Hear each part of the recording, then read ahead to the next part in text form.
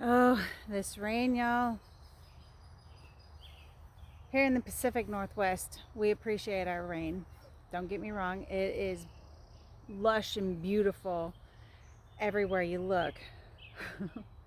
But at sometimes it comes with a cost. And so for new or people that think they want to be a homesteader or a gardener or a prepper or whatever, I'm gonna let you know some things that have happened. It's real. Um, it's life. It just happens, and you basically just learn from it and move on. So when we first moved out back here to the Pacific Northwest, we put together this garden. Now everything was just basically prairie grass when we got here. See, prairie grass. You know, mixed of clover and weeds and whatever it might be. So we did the Back to Eden,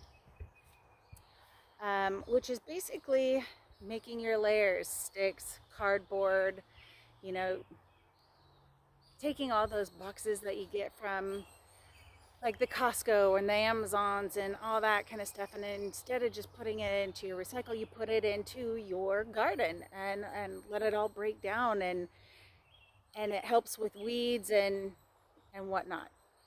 So great idea, right? Then we added some of our own compost, um, and found a farmer, a dairy farmer. Is getting rid of his manure for 15 bucks a pickup bed full.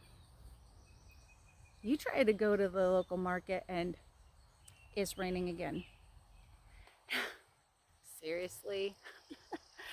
Anyway, go to your local market or co-op and try to get a bag full of manure for $15. It's ridiculous. But since it is starting to rain, we're going to kind of speed things up. So we put together this garden. In my last video, I told you I planted not once, not twice, but I'm planting a third time. So some stuff lived, some stuff lived through the storm, some stuff lived from the slugs and snails and the things. Not everything. But you keep going. I'll show you here. So down through here in the pathways, it's all sticks, cardboard, and manure. Now, like I said, as you can tell, it's raining. I'm gonna look like a drowned rat in probably just a half a minute here. Anyway, I told you this is gonna be real. I warned you. So, anyway, some stuff came back up. Um, some of the lettuces that I have over here, they came back up and it was annihilated. I cut it all back, gave it to my chickens and my bunnies. Um, just let them nibble on everything. Um, it's good for them, right? So, oh, broccoli has come back up. And as you can tell, if you can see some of these leaves here, this has all been cut back a lot because it was just annihilated with the slugs and everything. Yes, gosh, it is raining. This ought to be a good chuckle.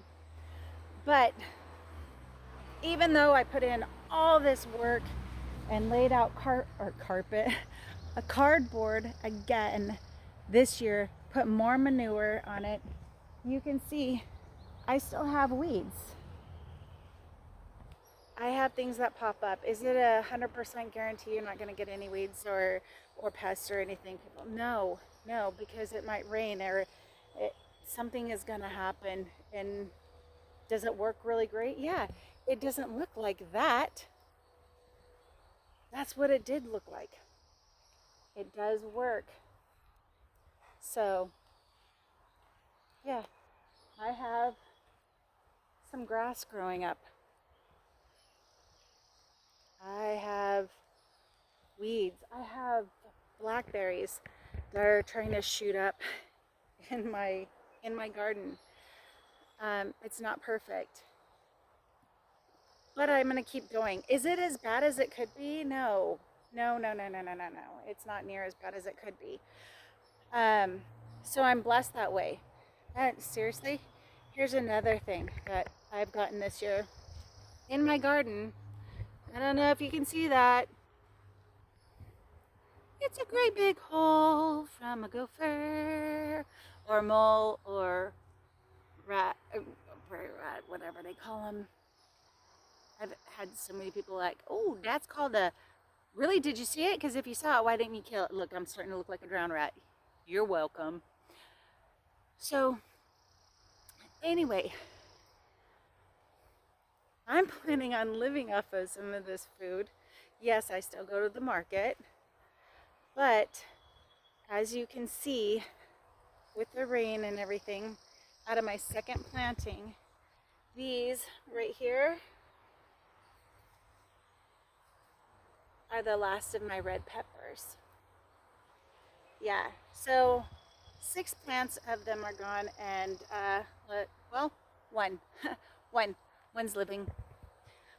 8 tomatillos gone. Right now I have some sticks, but surprisingly enough, my tomatoes are still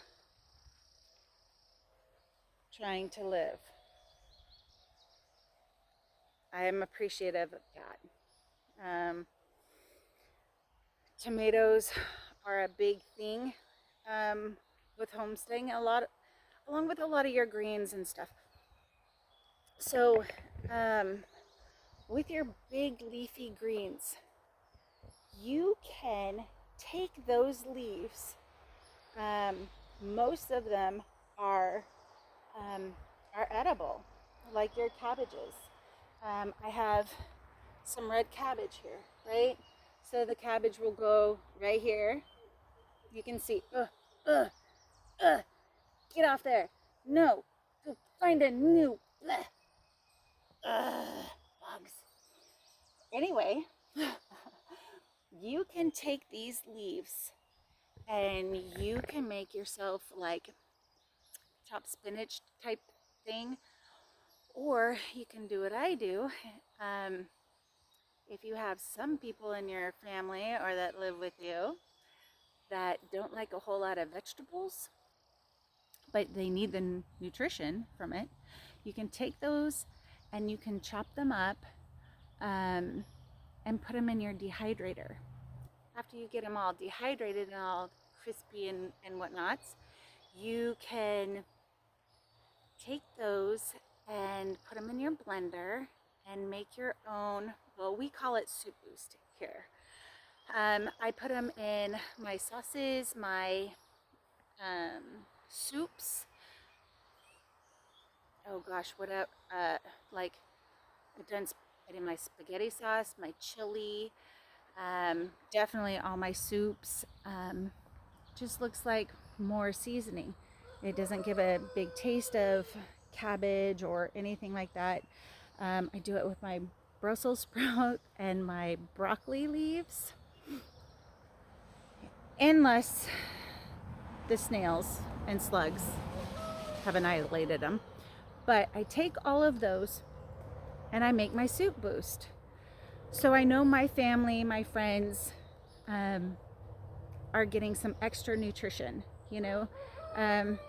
Having those vitamins and minerals in your body helps. It helps heal. You can definitely tell when my body can tell you, it's like a warning shot. If my body hasn't gotten the vitamins, I'm run down, I'm tired. Yeah, I could take pills and supplements and whatever, but I have it all growing right here, right? And no, for June, this is not what my garden should be looking like. But take those leaves, whatever you can salvage,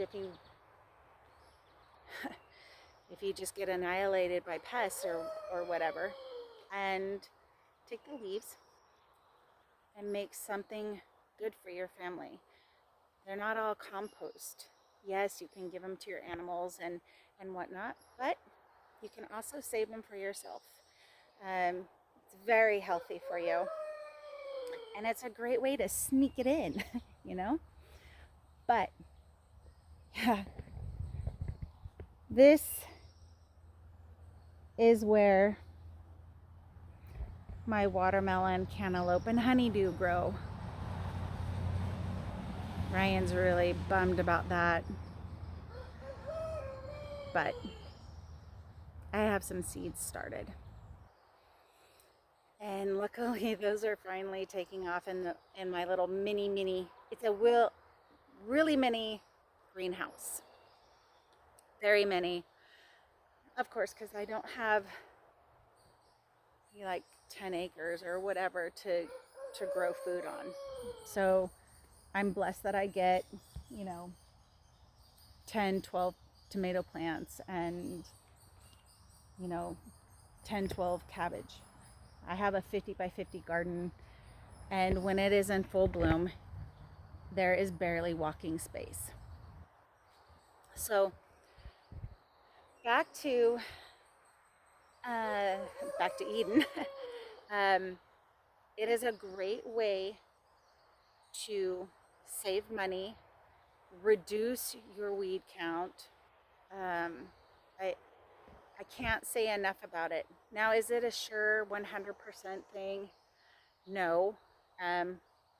It's gardening. There's always things to learn. Can I put that mesh down and burn the holes so I can put my plants in there? Absolutely. Absolutely. Harder to rotate my garden after a few years because I'll have to move my tomato cage and everything after a few years to make for sure everything gets rotated the right way. It's really expensive. My garden is about 50 by 50, which again, so awesome. But with all the projects that need to be done around here, around the property, trying to build a homestead, it's just not feasible to do everything at once. And I don't have the help. Like, I can't hire somebody to come out and do stuff. This is me, right? So back to Eden. It is an excellent way to start. And we can go over more of that later. Also, growing vertically. These are kettle panels from your local co-op or Tractor Supply or whatever it might be, which is fantastic. Here's one step further. Go in and ask them if they have any that are like broken or they're bent up or whatever, because they will usually discount them for you. So let me show you. So this one, I don't know that you can get a really good visual, but see how it's got some wow there? Well, my $30 candle panel ended up costing me, I think, $10, $12, something like that. So it was a savings. Everybody helps, growing your beans. You can see, well, those are old beans. So I grew my green beans and sweet peas on a trellis. So they grew all the way up, and yeah, I was picking green beans like this because they tend to hang down, and that's kind of cool, right? So as the season progresses, you'll see these things coming up, and here's another one. You'll see them come up, and you can understand that not everything is perfect, but you learn, and you thank God for the opportunity to learn. So Anyway, it's not perfect, but at least you're starting. At least you're going. So, another fun thing, saving money.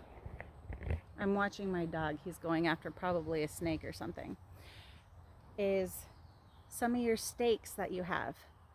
Well, I briefly mentioned a big tree falling and learning how to mill it down. Well, here's some of the extra scraps that I used. I think it is a white maple. I think that's what it was. Anyway, nice hardwood, and I used it for garden stakes as well. So it's holding up some tomatoes and other vegetables that grow tall. And if your stalks are weak or tend to get weak as they get taller, that's always an option. Use the scraps and little extra things. You may have stuff laying around your house that you just go, oh, that might work. Utilize it. Some old wire. I do not like to have to go buy everything all the time. I like to make my own or try to figure out something that I can do to save money, because gardening can get expensive, especially if you expect it to be perfect all the time. If you are, God bless America, because that's not me. That's not me at all. I have a lot of trial and error, and I have a lot of my fellow homesteaders and friends, family that are telling me, hey, try this, and me, I'm like, ooh, yes, let me try it all. So some of it works out, some of it doesn't. Check your growing areas. What is your growing area? When are you supposed to plant? When are you not supposed to plant? When are you supposed to do seeds? When are you not supposed to do seeds? Well, there's a lot to learn. And I am still learning. I totally accept constructive criticism. Don't be foul. We don't need that, because I don't respond to that. It's not me. So anyway, I just wanted to show you real life. This is part of my third planting. It stinks, but some of it is there. Now, am I gonna get my my corn knee-high by the 4th of July? Oh, last year, oodles of it. Oodles. Not this year. Most likely not. If you hear me squelch or something, it's because my dog, Clyde, is chasing a snake all through the mint. What is it, buddy? Don't let it get mama. I don't like that thing. Blah. Anyway, this has been helpful to you. Like, subscribe. There's other thumbs up. That's a thing. And let me know how I can help you get started. One way or another, just get started. One day I will show you how to get started in pots. Oh, it was a field mouse. Love, peace, and blessings fill your heart.